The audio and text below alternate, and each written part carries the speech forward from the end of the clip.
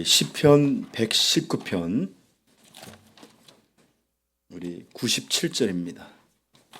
한 절밖에 안 되니까 우리 같이 또박또박 큰 소리로 같이 읽읍시다. 시작. 내가 주의 법을 어찌 그리 사랑하는지요.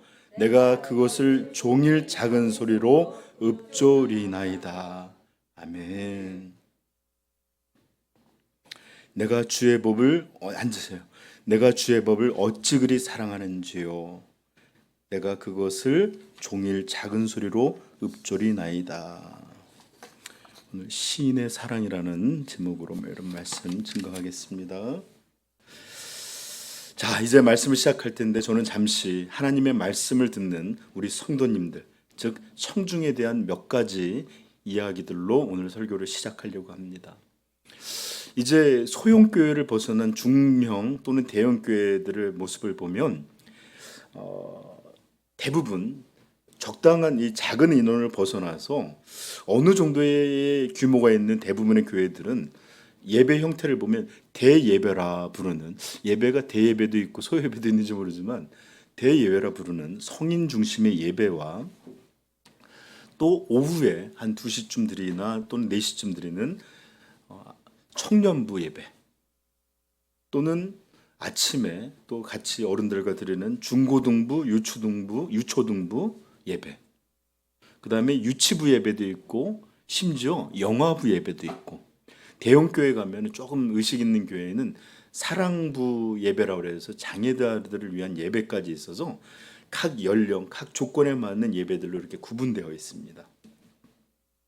그러나 우리 교회 같이 이런 인원이 적은 이런 분들은 이렇게 각 부들을 나이에 맞게 연령별 맞게 예배드릴 상황이 못 되기에 중일 중등부부터 네, 부모 40대 중반까지 아니면 40대 후반까지 함께 이렇게 예배를 드리고 있습니다.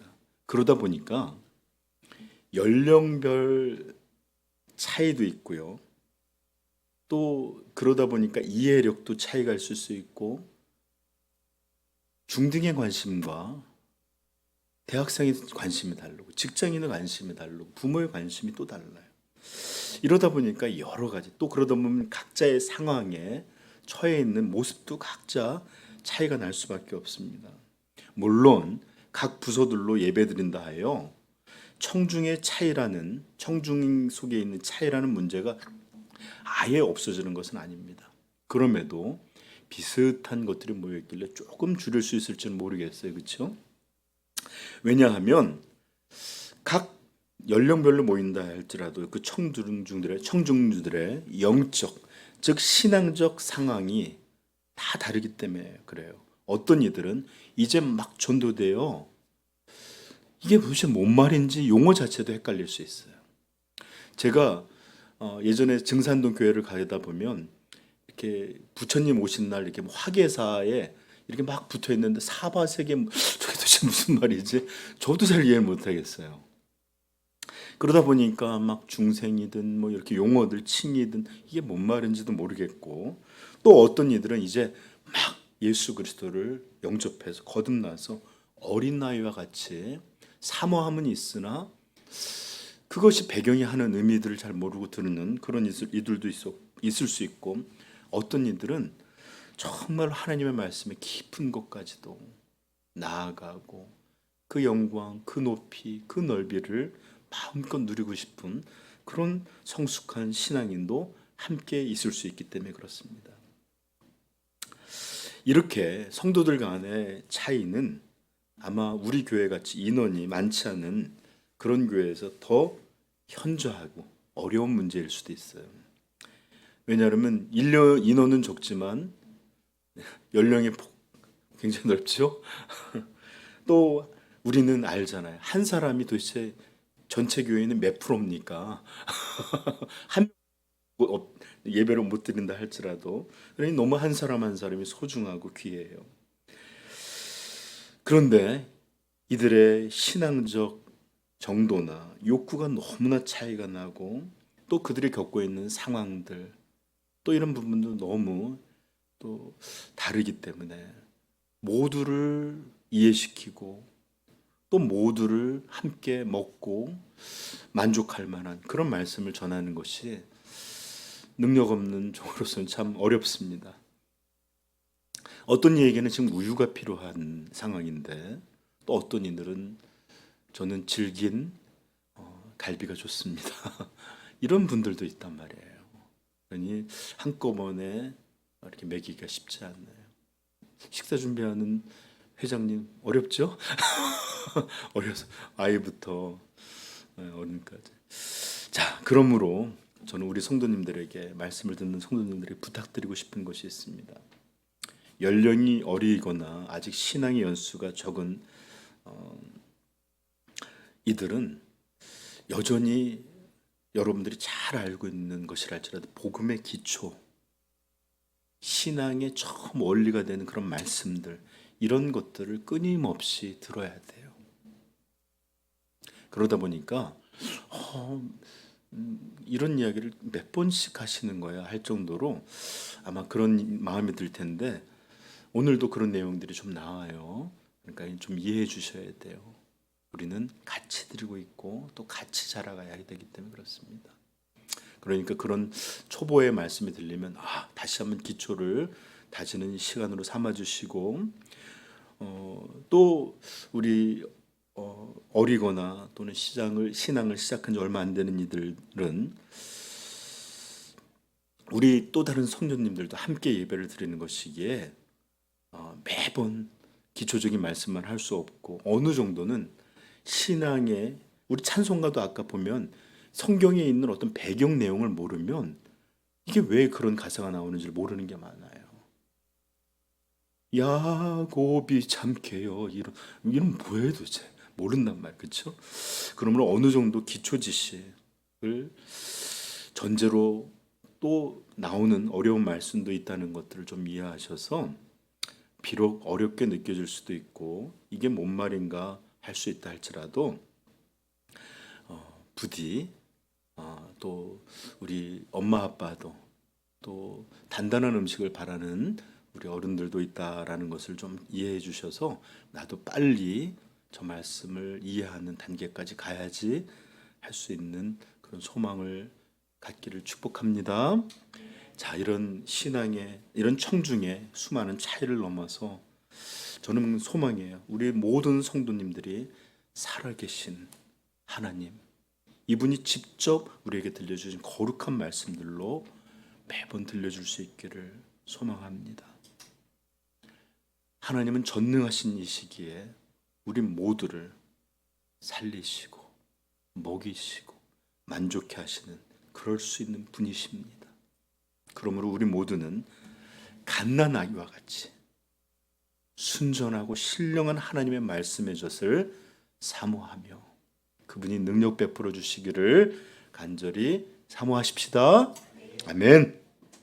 자, 오늘 우리가 읽은 시편 190편에 대해서 잠깐 소개할 텐데 저자는 시인의 이름은 다윗입니다. 여러분 성경 퀴즈 제가 하나 들려드릴게요. 성경 신구약 전체 이 두꺼운 내용에서 한 장이 제일 긴 그런 곳은 어디일까요? 네, 시편 179편입니다. 무려 176절이나 있어요. 네, 그래서 예를 들어서 이번 주 성경 쓰기가 한 장씩만 써오세요 했는데 여기 걸려버리면 죽어납니다. 어떤 거는 한 세 절밖에 없는 데도 있는데 자, 이 시편은 좀 특징이 있는 시편인데 아주 고도의 좀 체계가 있는데 히브리어 알파벳 자모라는 게 있어요.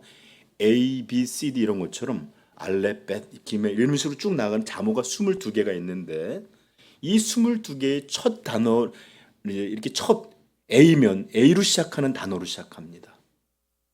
B면은 B로 시작하는 단어로 이렇게 22개의 자모를 8개 연으로 8개 절일이 한 연으로 해서 22개가 나눠 있는데 여러분 176을 8로 나눠 보십시오. 22가 나옵니다. 이렇게 딱 그렇게 각 자모마다 8개의 연을 한 단락으로 해서 쫙 이렇게 형식으로 이루어져 있는 말씀입니다. 자, 형식은 그렇다면 주제는 뭘까요? 주제를 제가 길게 뭐 이것도 넣고 이것들을 아주 써놨다가 싹 지우고 하나님 말씀의 위대한 영광. 하나님 말씀의 위대한 영광을 노래하고 있는 게 바로 시편 119편입니다. 만약에 여기다가 한마디만 더 붙인다면 이런 영광스러운 하나님 말씀을 사랑해야 된다라는 것이 이 119편의 주제입니다. 여러분, 하나님 말씀을 사랑하면 이것이 바로 영광스러운 하나님의 말씀의 독점적이고 유일한 성도의 반응입니다. 아멘. 그러하기에 이 시에서는 무려 몇 번이 하나님 말씀을 사랑한다는 고백이 쓰여 있을까요? 10번이나 사랑 고백으로 담고 있습니다. 자, 찾아보십시다. 47절 시작. 우리 다 천여 하나만 합시다. 47절 시작. 내가 사랑하는 주의 계명들을 스스로 즐거워하며. 48절 시작. 또 내가 사랑하는 주의 계명들을 향하여 내 손을 들고 주의 율례들을 작은 소리로 읊조리이다. 계속 사랑하는 계명들이에요. 97절 우리가 읽은 본문 시작. 내가 주의 법을 어찌 그리 사랑하는지요. 내가 그것을 종일 작은 소리로 읊조리나이다. 113절 내가 두 마음 품은 자들을 미워하고 주의 법을 사랑하나이다. 119편 119절 주께서 세상의 모든 악인들을 찌꺼기같이 버리시니 그러므로 내가 주의 증거들을 사랑하나이다. 127편 절 그러므로 내가 주의 계명들을 금 곧 순금보다 더 사랑하나이다. 132절 주의 이름을 사랑하는 자들에게 베풀으신 대로 내게 돌이키사 내게 은혜를 베푸소서. 이건 좀 말씀하고는 좀 다르지만 자 140절 시작. 주의 말씀이 심히 준수함으로 주의 종이 이를 사랑하나이다. 159절 시작. 내가 주의 법도들을 사랑함을 보옵소서. 여호와여 주의 인자하심을 따라 나를 살리소서. 163편 3절 나는 거짓을 미워하며 싫어하고 주의 율법을 사랑하나이다. 165 주의 법을 사랑하는 자에게는 큰 평안이 있으니 그들에게 장애물이 없으리로다. 167절 내 영혼이 주의 증거들을 지켜 싸우며 내가 이를 지극히 사랑하나이다. 아멘. 그래요. 이렇게 많이 사랑 고백을 하고 있는데 하나님의 말씀에 대한 우리 성도의 가장 기본이 되는 반응, 그 영광스러움에 대한, 그 위대함에 대한, 그 은혜로운 말씀에 대한 거의 유일하고 독점적인 반응, 그것은 뭘까요? 사랑입니다. 그러므로 119편 주제를 말한다면 이 위대한, 이 영광스러운 하나님 말씀을 사랑하라가 될 것입니다. 저는 2주에 걸쳐서 여러분들에게 이 말씀을 전함으로 여러분들이 하나님의 은혜가 있다면 여러분들이 조금만 더라도 하나님의 말씀을 위대하게 여기고 영화롭게 여기고 사랑하게 되는 그런 은혜 베풀어 주시기를 소망합니다. 자, 오늘 본문은 이렇게 고백하고 있어요. 내가 주의 법을, 이 하나님 말씀을 주의 계명, 법, 율법 이런 식으로 표현하는데 다 하나님 말씀을 말하는 겁니다. 주의 법을 어찌 그리 사랑하는지요. 내가 그것을 종일 작은 소리로 읊조리나이다. 이것은 좀 직역에 가깝다면 다른 번역본들을 보면 이 말이 어떤 것인지 알아요. 이 공동 번역이라고 불리는 여기에서는 이렇게 써놨습니다. 당신의 법이 너무나도 사랑스러워 자나깨나 나는 그 말씀을 되새깁니다. 좀 시 같죠? 현대어 성경 주님의 법 너무나 사랑하여 하루 종일 온종일 생각합니다. 쉬운 성경, 얼마나 내가 주의 법을 사랑하는지 나는 하루 종일 그것만을 깊이 생각합니다. 여기서 법이 아니라 님으로 바꾸면 사랑 고백이에요. 당신 사랑하여 얼마나 내가 사랑하는지 종일 당신만 생각합니다. 내 사랑이여, 내가 얼마나 당신을 사랑하는지 오직 당신만을 그리워합니다. 이런 고백이에요. 근데 종종 우리는 이렇게 성경 말씀 그냥 이렇게 문자적으로 그렇게만 받아들일 때 시예요. 내가 얼마나 주의 법을 사랑하는지 종일 생각합니다. 여러분, 얼마나 아름다운 고백입니까? 얼마나 복되고 귀한 고백이에요. 그죠? 세상은 온통 자기 자신 어떻게 나를 높이고 어떻게 드러내고 이런 그다음에 세상 영화, 나를 즐겁게 하는 온갖 재미와 쾌락들, 그저 어떻게 하면 내가 더 잘 맛있는 걸 먹고 이런 생각들만 오직 가득하여 살아가고 있는데, 이 시인은 주님의 법 내가 사랑하여 하루 종일 그것을 생각합니다. 여러분, 도대체 하나님의 말씀이 어떤 것이기에, 도대체 하나님의 말씀의 영광, 그 아름다운 것이 어떤 것이기에, 시인도 분명히 우리와 같은 똑같은 죄성을 가진 그런 사람인데 어떻게 무엇을 받기에 이렇게 아름다운 고백과 이 고백에 일치되는 삶의 모습을 갖고 있는지. 현대 교인들은 이 종교 언어가 있어요. 사랑, 기쁨 뭐 이런 얘기하지만 종교적이에요. 진짜 실제로 그렇지 않아요. 고백이 일치하지 않는데, 이 다윗은 우리 아까 시편 1편 1절에서도 복 있는 사람은 여호와의 율법을 즐거워해요. 주야로 묵상하는도다. 이런 얘기가 얼마나 많이 그의 말씀에 담겨 있는지 몰라요. 여러분, 이런 시인의 사랑 알고 싶습니까? 배우고 싶습니까? 동일한 고백하길 원하면 여러분, 이번 주, 다음 주 2주 동안만큼은 매주 119편 한 장밖에 안 돼요.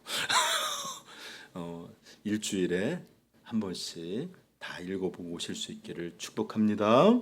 예, 거기에 시인이 내용이 계속 연결되는 건 아니지만 왜 내가 사랑하는지, 고난 중에 이 말씀이 내 생명이었다부터 쭉 말씀하시는데 한번 읽어보십시오.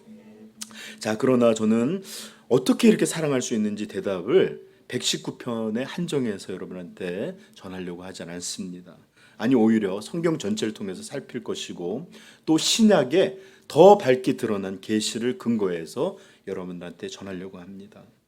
그리고 하나님의 말씀의 모든 위대한 영광들을 이것도 말하고 저것도 말하고 이렇게 하는 것이 아니라 딱 몇 가지만, 정확히는 이번 주와 다음 주에 걸쳐서 오늘 2개, 다음 주 하나, 이렇게 3가지만 여러분한테 전할 거예요. 알겠죠? 네. 자, 시작은 이렇게 119편 말씀으로 시작했지만 그 대답 자체는 성경 전체에서 하도록 하겠습니다. 그것도 제가 그 주제들에서 아주 극히 짧고 간략하게만 여러분한테 전할 겁니다. 성도가 하나님의 말씀을 사랑하게 되면 이제부터 우리는 왜 시인이, 그리고 모든 성도가 하나님의 말씀을 그렇게 사랑하게 됐는지를 살펴보겠습니다. 첫 번째입니다.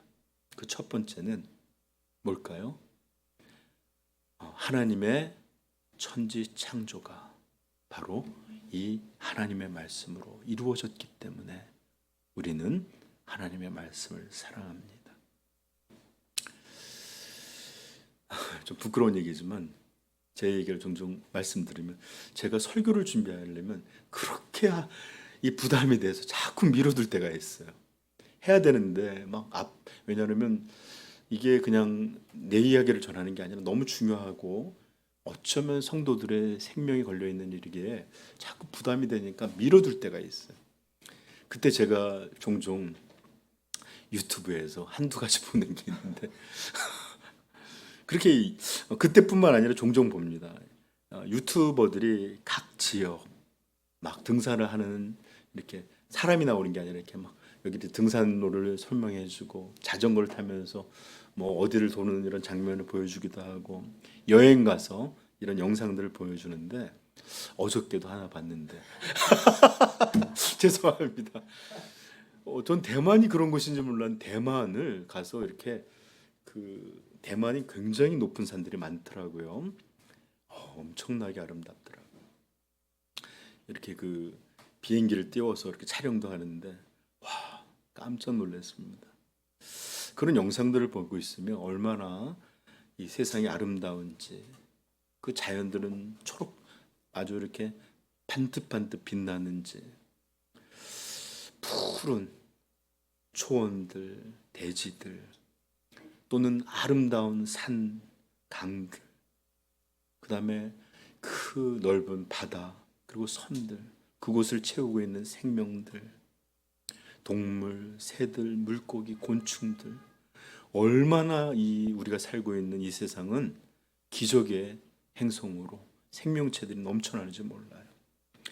저는 예전에 좀 세뇌를 당했나 봐요.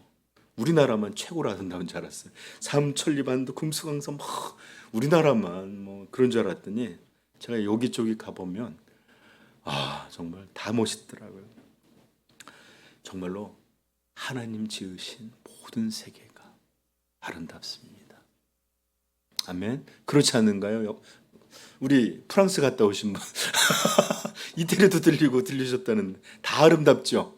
네, 그래요. 여러분 아십니까? 이 모든 자연 만물, 우주 공간, 그 별 하나, 심지어 작은 모래 하나까지도 하나님이 그분의 말씀으로 창조하셨습니다. 시편 34편 6절 여호와의 말씀으로 하늘이 지음이 되었으며 그 만상을 그의 입기운으로 이루었도다. 예전에 성소교회에 있을 때 청년들하고 한번 우도에 간 적이 있어요. 근데 거기 우도가 특별한 이렇게 해변이 있는데 모래 해변이 아니라 산으로 이루어진 해변이 있대요. 달빛이 드는 밤이었는데 모래는 그 빛을 발현하지 않는데 와 멋있더라고요. 거기까지 걸어가는 이렇게 길도 영화 같았습니다. 사실 선교는 망쳤는데 장면은 너무나 아름다웠어요. 모든 것이 내 하나님, 우리 하나님의 말씀으로 입의 기운으로 창조되었다. 시편 140편 1 찾아보십시다. 얼마 안 되니까 140편 1절부터 5절입니다. 148편 1절부터 5절. 자, 읽어보십시다. 할렐루야 하늘에서 여호와를 찬양하며 높은 데서 그를 찬양할지어다. 그의 모든 천사여 찬양하며 모든 군대여 그를 찬양할지어다. 해와 달아 그를 찬양하며 밝은 별들아 다 그를 찬양할지어다. 하늘의 하늘도 그를 찬양하며 하늘 위에 있는 물들도 그를 찬양하. 5절입니다. 그것들이 여호와의 이름을 찬양하면 그가 명령하심으로 지음을 받았음이로다. 아멘. 여기 우리 주문진 왔다 갔다 하시는 자매가 있는 제가 주문진 사진이 있는데 이렇게 가서 섰는데 이렇게 멀리 이렇게 해안이 보이는 이렇게 막 구름이 그렇게 찍어 놓은 적이 있는데 와 얼마나 아름다운지 하늘이 구름이 바다가 다 그것을 만드신 하나님을 찬양하고 있었습니다. 창세기 1장 3장은 이렇게 시작합니다. 창조의 시작. 하나님이 이르시되 하나님이 말씀하시되 빛이 있으라 하시니 빛이 있었고 그리고 나오는 모든 창조 이야기들이 계속해서 하나님이 이르시되 이렇게 하나님의 말씀으로 창조되었습니다. 신약에서는 요한복음에 이렇게 말씀합니다. 태초에 말씀이 계시니라. 이 말씀이 하나님과 함께 계셨으니 이 말씀은 곧 하나님이시니라. 그가 태초에 하나님과 함께 계셨고 만물이 그로 말미암아 지은 바 되었으니 지은 것이 하나도 그가 없이는 된 것이 없느니라.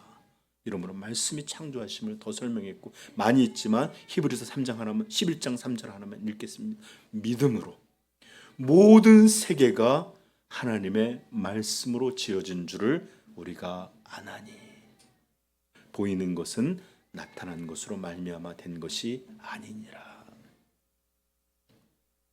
네, 그러하기에 여러분 이런 오늘 하나 보면서도 사람이 어떤 과학으로도 파리 한 마디 못 만드는데 이 모든 세계를 하나님 말씀으로 이 영광스러운 말씀으로 창조하셨구나 깨닫고 더욱 이 창조물뿐만 아니라 이 하나님 말씀을 사랑하시기를 축복합니다. 더더욱이 이런 창조의 능력이 담긴 그분의 말씀이 어디에? 여기 성경에. 여기는 그냥 그렇게 됐다는 걸 알지만 여기에는 정말 하나님의 말씀이 선명히 기록되어 있습니다. 그러므로 사랑하는 성도 여러분, 천지를 창조하신 하나님의 위대한 말씀을 사랑하실 수 있기를 간절히 축복합니다. 하나님의 말씀은 온 우주를 창조하신 전능하신 능력입니다. 그 능력의 말씀이 우리를 향해서 깨어나라, 살아라, 또 말씀하시고 사랑하느니라 이렇게 우리에게 말씀하시는 그 놀라운 능력입니다. 하나님께서 이 능력의 말씀으로 우리를 돌보십니다. 그러므로 이 말씀을 사랑하게 되기를 축복합니다. 네.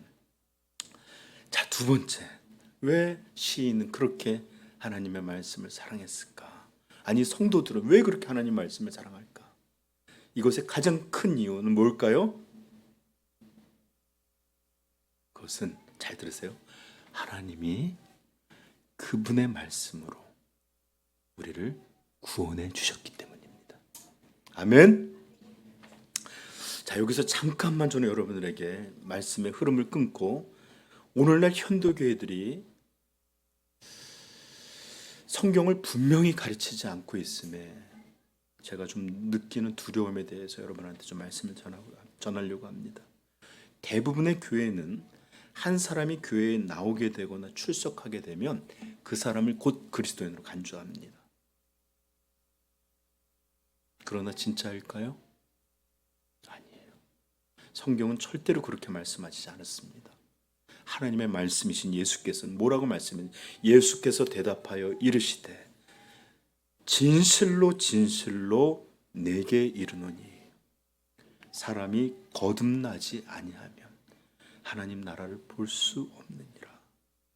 5절에 거듭 말씀하면서 하나님 나라에 들어가지 못한다 말씀해 주셨어요. 여러분 교회 다니는 것만으로 평생 내가 몇십 년 교회에 속해 있다는 것만으로 내 부모님이 그리스도인이라는 것만으로 여러분들이 절대로 구원받을 수 없습니다. 저는 여러분들이 한 사람 한 사람이 이렇게 예배로 올 때마다 마음이 확 기뻐지고 얼마나 소중한지 몰라요. 그러나 이것만으로는 여러분들은 하나님 나라의 백성도 아니고 장차 하나님의 정의롭고 거룩한 죄에 대한 진노의 심판이 있을 때 건짐을 받지 못합니다. 반드시 예수님의 말씀처럼 거듭나야만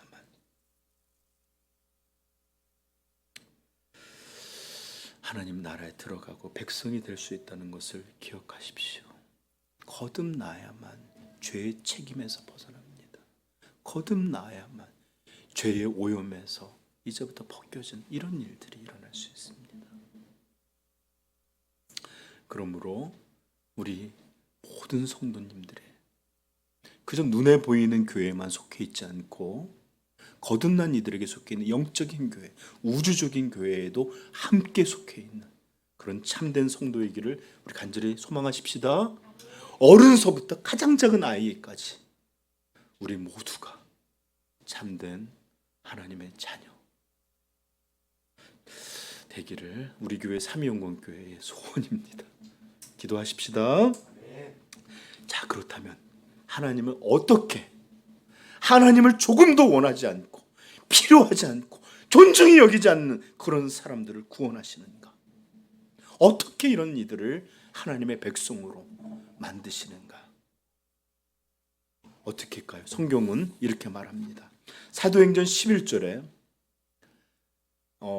베드로가 예루살렘에 있는 사람들 앞에 변명을 해야 될 때가 있었어요. 이방인들을 만났고 이들을 만나서 뭔 일을 했기 때문에 왜 그런 일이 일어났는지를 설명하는 내용이 사도행전 11장에 나오는데, 이방인 이 고넬료라는 백부장을 만나게 돼서 비난하는 이들에게 그는 이렇게 말하고 있습니다. 사도행전 11장 11절 성령이 내게 명하사 아무 의심하지 말고 초청한 사람들과 함께 가라 하심에 이 여섯 형 같이 갔나 봐요. 여섯 형제도 나와 함께 가서 그 사람들의 집에 들어가니 그가 고넬로가 우리에게 말하기를 천사가 내 집에 서서 말하되 너는 사람을 요빠에 보내어 베드로라 하는 시몬을 청하라.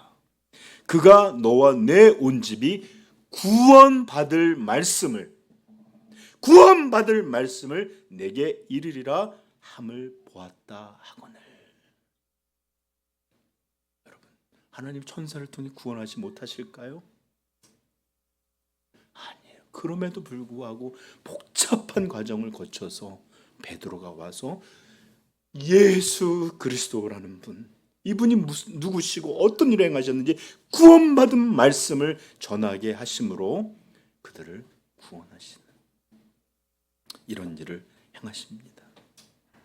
그래요. 베드로를 가라고 명하신 성령께서는 분명히 다른 게 아니라 구원받을 말씀, 이것을 전하게 하심으로 고넬료의 가정, 그 가정을 그리고 그 영혼들을 구원하셨다라고 성경 명백히 기록하고 있습니다. 야고보서 1장 19절에 이렇게 말합니다. 이거 잘 들으세요. 내 사랑하는 형제들아, 너희가 알지니, 찾아보십시다. 야고보서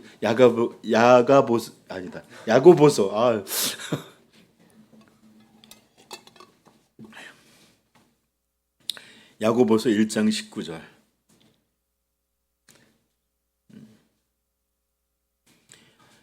21절까지 읽어봅시다. 시작. 내 사랑하는 형제들아, 너희가 알지니 사람마다 듣기는 속히 하고 말하는 얘기는 그러면 성내기도 더디하라. 사람이 성내는 것이 하나님의 의를 이루지 못함이라. 그러므로 모든 더러운 것과 넘치는 악을 내버리고 너희 영혼을 능히 구원할 바 마음에 심겨진 말씀을 온유함으로 받으라. 아멘. 너희 영혼을 능히 구원하실 수 있는 말씀이 구원합니다. 베드로전서 1장 23절도 찾으세요. 거기 가까우니까 야고보서 가깝습니다. 조금만 더 넘기시면 1장 23절부터 25절 시작.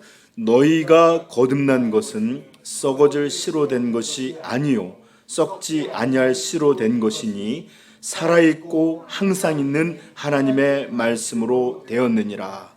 그러므로 모든 육체는 풀과 같고 그 모든 영광은 풀의 꽃과 같으니 풀은 마르고 꽃은 떨어지되 오직 주의 말씀은 세세토록 있도다 하였으니 너희에게 전한 복음이 곧 이 말씀이니라. 아멘. 너희가 거듭난 것은 썩어질 씨로 된 것이 아니라 썩지 아니하는 씨, 항상 있고 살아있는 하나님의 말씀으로 된 것인데 이 말씀이 곧 복음이다라는 거예요. 그래요. 하나님은 우리를 구원하시는데 무엇으로? 하나님의 말씀 복음으로. 너무나 그것이 복되고 너무나 좋은 소식이에 그것 자체가 이름이 굿뉴스, 복음이라 불리는 이 하나님의 말씀으로 우리를 구원하시는 것입니다. 아멘. 로마서 1장 16절은 말합니다. 내가 복음을 부끄러워하지 아니하노니. 왜 부끄러움이 없겠어요?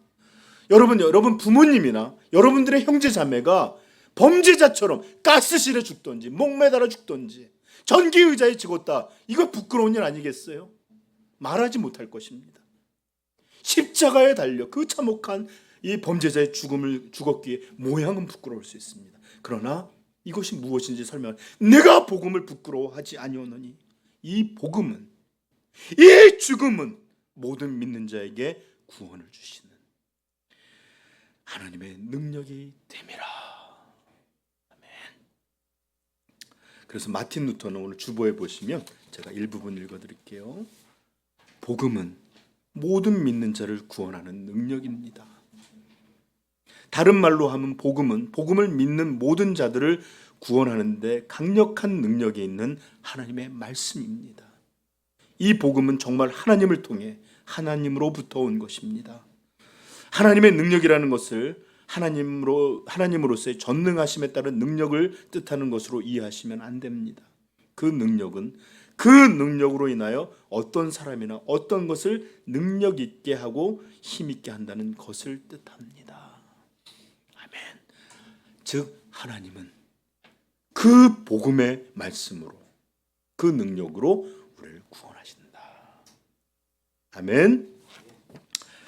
그렇습니다. 오직 하나님의 말씀, 이 복음만이 우리를 구원해 주셨기에 또 구원해 주실 것이기에 우리는 이 말씀을 사랑하지 않을 수 없습니다.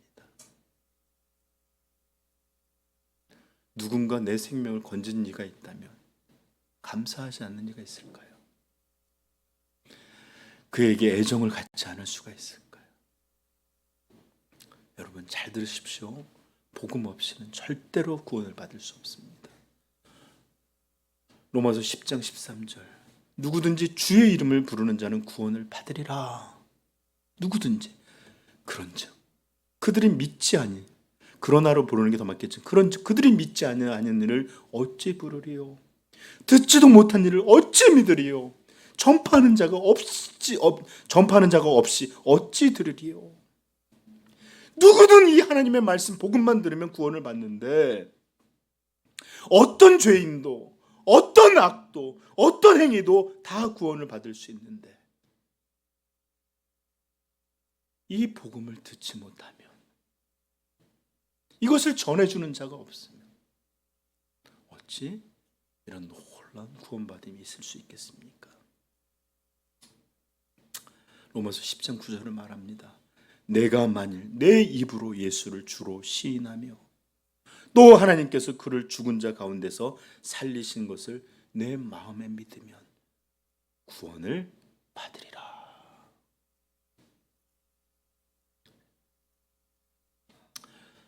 자, 이렇게 하나님은 그냥이 아니라 반드시 복음을 통해 우리를 구원해 주신다는 것을 여러분들이 깨닫게 되고 그 구원이 여러분들에게 있다면 여러분들은 철저히 영원토록 이 말씀을 사랑하게 될 것입니다.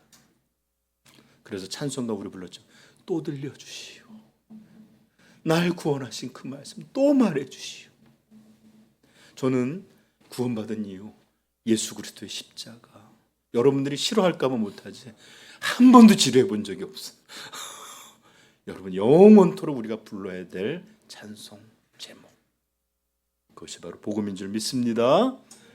네, 오늘은 여기까지만 말씀을 전하고 다음 주에 계속 어떻게 우리가 하나님의 말씀을 사랑할 수밖에 없는지 전하도록 하겠습니다. 존 메가더 목사님 여기 주보에 있는 것 글 한 번만 읽어드리고 제가 말씀을 마치겠습니다. 오직 그리스도만이 구원의 길, 십자가에 못 박힌 그리스도의 능력만이 우리에게 하나님께서 우리를 구원하시는 능력입니다. 구원은 예수님의 복음, 바로 그 복음을 믿음으로써만 옵니다. 복음이 없으면 구원도 없습니다. 처세술에 능한 죄인에게는 복음의 절대적인 배타성이 언제나 수치스럽고 당황스러우며 불편한 메시지였지만 그렇다고 진리는 타협할 수 없는 것입니다. 다른 종교들은 진리가 아니면 오직 영원한 저주로 인도할 뿐입니다. 오직 그리스도만이 참되신 한 분 하나님께서 이르는 유일한 길이며 성경적 기독교만이 참되신 한 분 그리스도에게 인도하는 유일한 길입니다. 사도행전 4장 12절 다른 이로서는 구원을 받을 수 없나니 천하 사람 중에 구원을 받을 만한 다른 이름을 우리에게 주신 일이 없음이라 하였더라. 우리를 구원하시는 이 영광스럽고 이 은혜로운 하나님의 말씀, 즉 복음을 전심으로 온 마음으로 사랑할 수 있게 되기를 간절히 축복합니다. 이게 성도의 모습입니다. 기도하겠습니다.